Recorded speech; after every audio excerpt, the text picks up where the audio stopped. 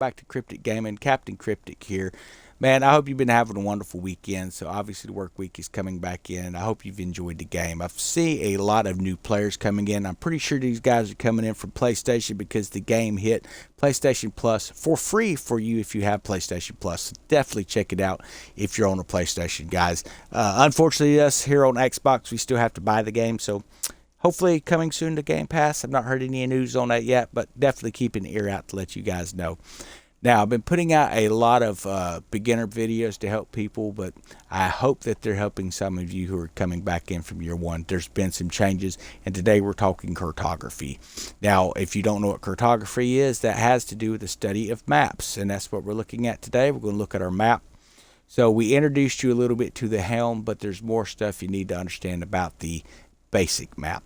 Now, when you look at a helm, you may see a location that comes up that's going to have like a green dot with a hand in it. It's called a buyout. Now, those buyouts, they can be purchased using silver. They can be purchased using things such as linen, fine linen. They could be purchased with sisal or fine sisal and different types of commodities, whether it could be, raw ingots or ingots, or it could be the raw material for those ingots and stuff. And what I want to do is teach you how to read this map today. So for the ones that are asking for relics, military relics, that comes up quite a bit. Capital relics, that comes up quite a bit. Basic relics, not so much. Fine relics, they come up pretty often. So if you're needing a capital relic, each faction has its own capital city. So Labastide would be the capital city. It's got the flag behind it that tells you Campania Royale. Over here's another castle, so we could go. So this is the capital settlement, and it is the capital settlement for the sea people. Jiwi is the capital settlement for Anguana. And of course, we have our capital settlement for the DMC over here at Houston Capital. And then again, Sunny Capital for the Rimpa. Now, you will be able to get the capital relic at those locations. Now, to get it, you have to plunder it. And when you plunder, as you can see, there is a dice. This is what's changed from year one. Year one, this used to show the order in which you would get that stuff in a chest. Now, it's not a guarantee you're going to get it in the chest. What you do have is it gives you a dice with a chevron stack. The more chevrons there, obviously within green, means it's a very likelihood that it's going to drop. Here, layered scales 5. You could drop it. Probably not going to, but it could happen. Rubber and things like that, you're going to be getting that type of stuff pretty easily for what it's showing there. Now, if you need to get a basic relic, the only basic relic location that I've ever seen come up is for the Campania Royale, and it's pretty sure this is the only area you're going to find a basic relic, which is right here at the Grande. Now, they do also have a fine relic for their faction, which is located down here. So you will have to look and see if it's a basic you're needing versus a fine. But those basic and fine relics are going to be found on these little teepees, these little tents right here. Over here, we're going to find us a fine relic. Over here, there's another fine relic. And we're looking at Clan Fari here. Another fine relic over here, fine relic over here. Then we're back over here to see people, and guess what? We got a fine relic over here as well. So, and also something you're going to find out is you're going to be able to buy certain items from these guys as well. If you look over, you're going to see what they're buying and what they're selling. So that's going to be pretty cool to check that out as well.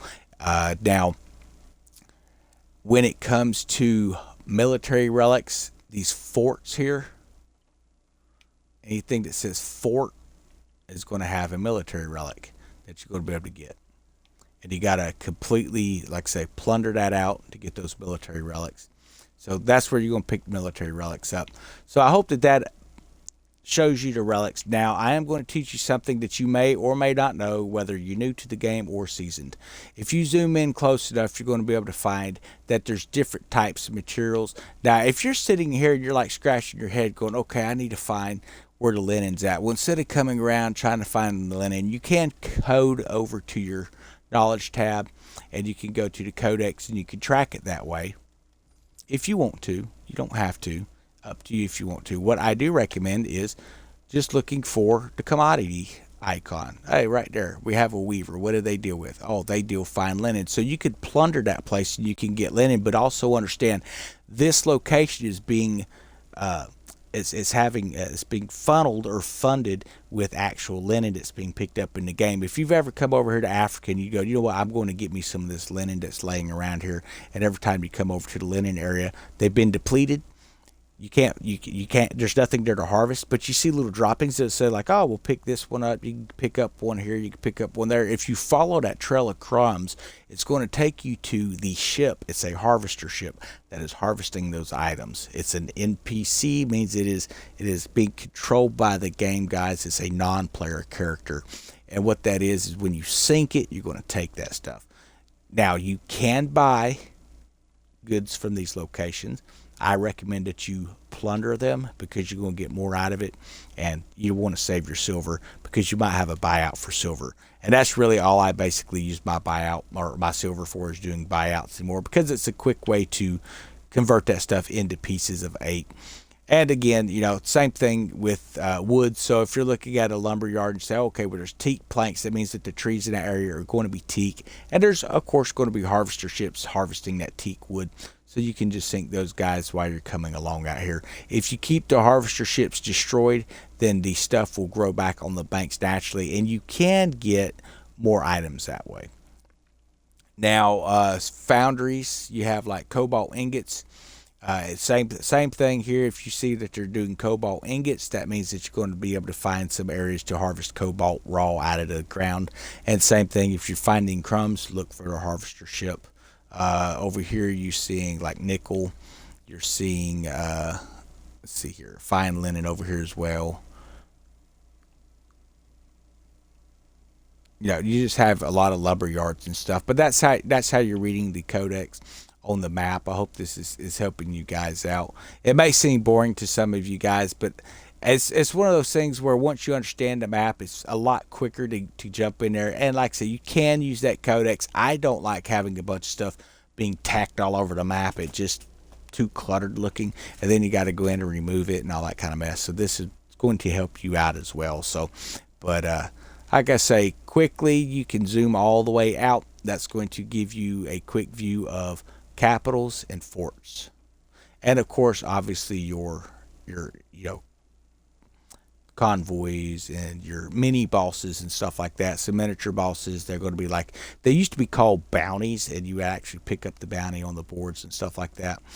Now they just kind of like load them up. You don't really see a lot of those bounties. Most of the bounties now are going to be the skulls, which are actually your big bosses. These are the major bosses, like Vikram's the big one that we're seeing here lately. We'll be seeing here the next days ahead.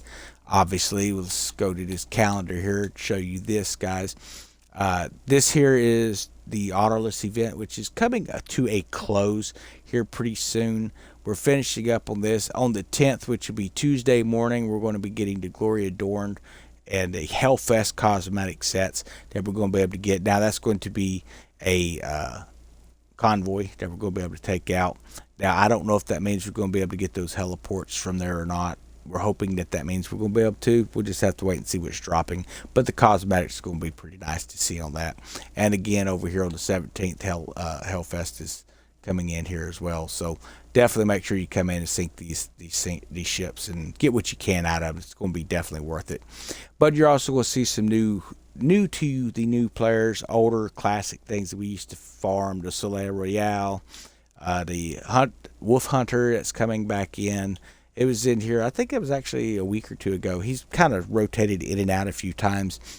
Jaws of Death and Sea Monsters means we're going to be getting the original Lestaris and the Mega Lestari back instead of the Undead. We're going to see those coming back in, but we're also going to be seeing Jaws of Death. I think that one's going to be the Zamaharabu's coming back in, and things like that. Hopefully, we're going to be seeing the Dragon rotate back in at that time. It seems like they've been kind of rotating a lot of that stuff in, but this is on the 24th. Then starts the Pirate Lords, which is where you're going to start seeing the Pirate Lords. These are going to be Lepes, the Hubox, Lynn, and then Vikram. They're going to be rotating around on the map. Now, if that's hourly or throughout the day, how that's going to work, we're just going to have to find out when they actually release it. But they were seeing a new Glory Adorned come in. Then, of course, the double silver weekend coming in. Now, you may be scratching your head going, okay, double silver weekend, how does that affect me? If I have the helm, am I earning double silver on those locations? The answer to that is absolutely yes. You are earning anything that earns you silver is getting you double silver. So if you're earning an extra 700 silver per hour, you're actually earning 1400 now. So just from status builds, guys, and that's on your stuff. So then the honorless event's going to return here on June 1st. Now I don't know if that is going to be bringing in any new weapons or anything. We're going to have to wait and see. I've kind of got some points saved up for this just in case it brings new weapons. If it doesn't, make sure that you spend your points before that leaves after the week of the 8th. So by the 11th, you need to make sure you've spent these points. The reason for that is we don't know if the honor list will be returning or not, and if those bloody doubloons will be used for anything in the future. So go ahead and spend them. Make sure that you spend them. I don't know if they're going to have any conversions and stuff. There may be later. Then, of course, July 12th starts the double cup for weekend. And then after that, we're looking at coming into year 2, which is going to be Oaths of War. That is where we're going to be making our oath to either the DMC or the Campaign Royale. And the way that's supposed to work is, as far as the map itself goes, we're going to be able to still farm. If we go with DMC, we can still farm DMC. If we go with Campaign Royale, we can still farm Campaign Royale. The difference is if we're DMC, every time we set foot over here in this section of the Red Isles, we're going to be facing the fact that we're naturally aggroed against everything. Now, if you decide to go with Campaign Royale and you're coming over here for these events, which is the higher paying areas, by the way, these are going to naturally be aggroed against you. So instead of having these little bitty ships over here mad at you, you're going to be having these snows and things like that trying to destroy you. Which, hey, they try to do that anyway, so not a really big change. But you're going to be picking your side, essentially. And that is going to expand further into game, which is going to be taking us into, further into the map expansions and stuff like that. But we're getting ahead of ourselves. We have to stick with what they're releasing as they're releasing it. So some very cool stuff we're looking at. Now, word of encouragement to a lot of you new guys who are coming in here and y'all running into some interesting leveling of ships. One of the things I did notice the other day is as I was coming out, I noticed there was some level 2, 3s, and 4 Badars. Now, a Badar is not a very large ship. Let me see if we see anybody here in the bay. There was a few strolling around out here earlier. What I've been doing is coming into tier 1. I'm doing some of my basic farming, getting my relics and stuff. I like to come in, run through it. Yeah, so we have a little Dow over here and stuff like that. So one thing I've noticed, though, is if you come out to some of these locations, some of these ships that these guys are facing is insane. There was a level 10 waiting right outside here, and it was a level 10 sea people, but it was actually a Padawakon. Now, I don't recall the sea people using Padawakons in the past, but that's something that I noticed out here. So it was kind of crazy. So we have this level 4 guy out here sitting. My guess is he's actually looking for gatherers. Now, what you're going to learn is the missions that they give you is teaching you an aspect of the game that most people don't catch. So he's out here and he's looking to hunt a gatherer is what he's doing. Now, as you're watching, so this is a merchant, so that's not really a gatherer, but if you start watching for the gatherers and stuff, they usually stick to the sides. They're not typically out in the open like that. They're going to be up along the sides, and they're actually out gathering coconuts or, jute and things like that. So they may traverse across the area, which is typically what happens is they're coming from one side or the other to the air, from one side of this area over. But he's kind of sitting in the middle, and what he really needs to do is he needs to move over to the side here. And there's a lancer. So those little lancers, sometimes they will actually, I've seen a lot of them sink these guys out here, but But those are some things you need to be watching for in the game. And if you're an advanced player and you're coming in and you see one of these new guys struggling, man, just use your cannon, point it that direction, and help them out. They could definitely use it. It doesn't hurt if you keep a healing weapon on your ship, a white jade or something like that, just to kick them a few heals as you're on your way. It's going to help them along. I know a lot of us would probably have appreciated that ability had it existed at the time whenever we were first coming into the game. But I hope this video has been informative to you guys. And for those of you who's been watching some of our advanced content in the past, understand we're still going to be covering that as new things release. But I'm kind of using right now the moment of we're still kind of in that first year, just condensed down into ascent into chaos. It's a rise of new kingpins is essentially what we're seeing, guys. And I want to try and give them every chance that we can to help them proceed through the game and just give them the best chance of success that they can get. A lot of fun stuff in this game, folks, for those just coming into it. I do recommend right now Fangs of the Fara. Very easy to take out. It is a level 4 ship. Don't come after it if you're in a level 2 ship. Do a level 4. Also, something else. When you come out of St. Anne, as you're first coming in and you have the Dow, don't even bother leaving the safe area to begin with. Come over here, grab your acacia, grab your jute, get into a badar at the very least. I do recommend that you track the sloop or the barge. If you're new to the game or whatever, go ahead and add me in your list. That'll be Cryptic Gaming 723. That's going to help you. If you see me in, man, just join up on me and mark a territory. If there's something you're needing help with, mark it. I'll travel out there with you. And if you're just wanting to, plunder, if I see you mark out here like Fort Delis, or I had a guy earlier today, he marked St. Emile. Now, I'm not exactly sure what he wanted to do there, but I'm assuming he wanted to plunder it, so we went ahead and plundered.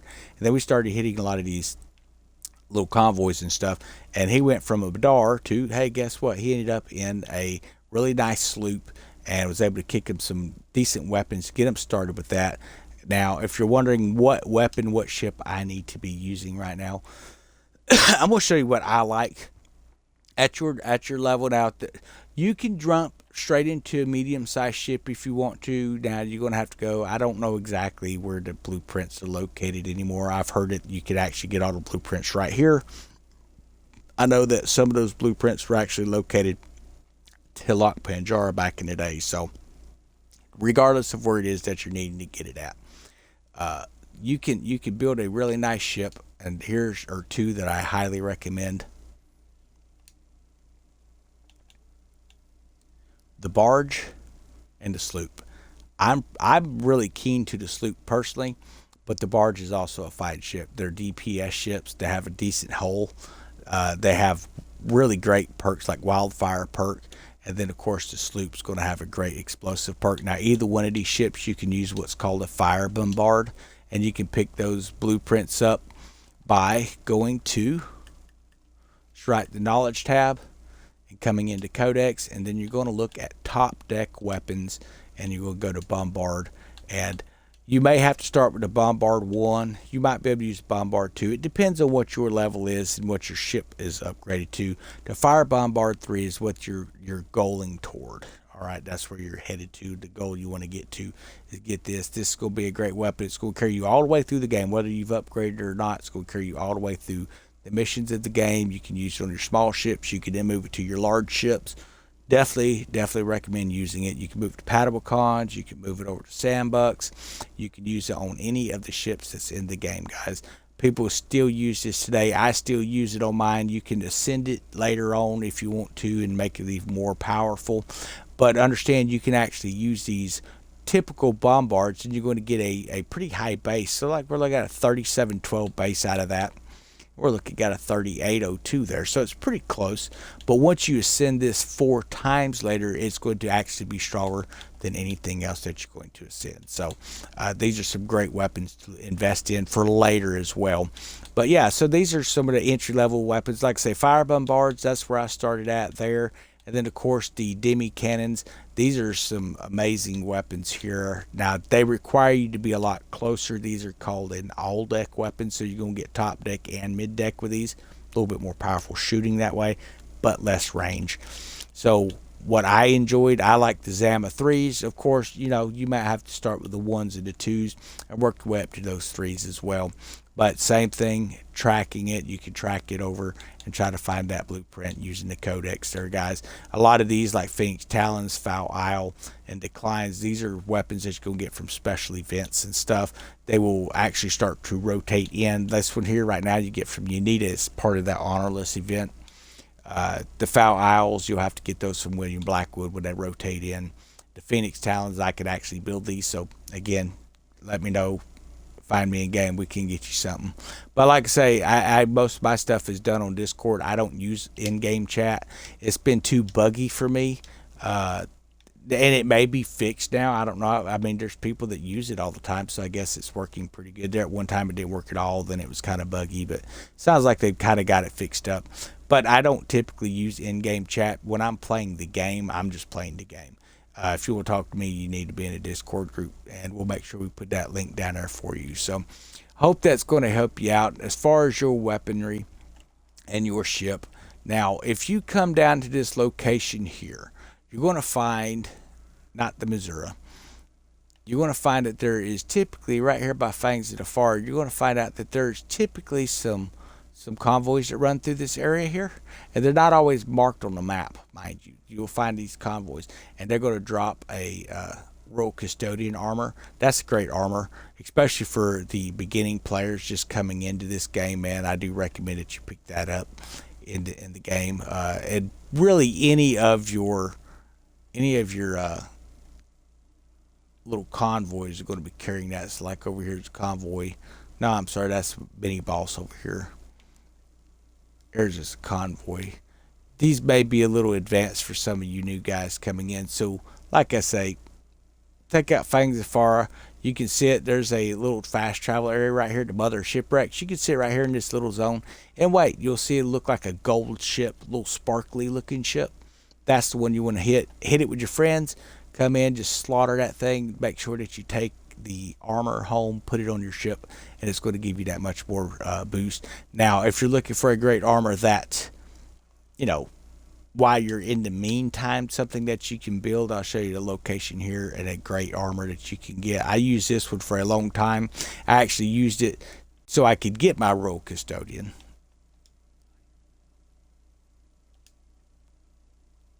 We'll see if he's still selling that blueprint. Nope, doesn't have the blueprint there.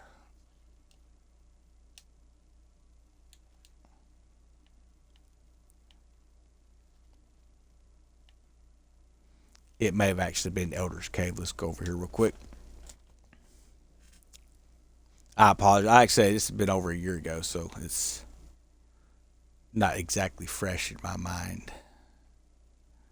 We should see correct campaigning officer.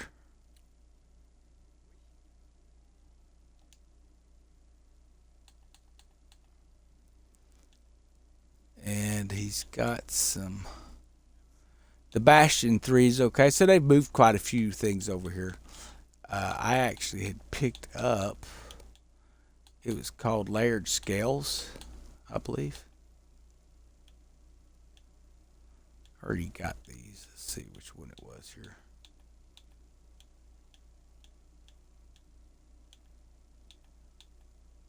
Huh?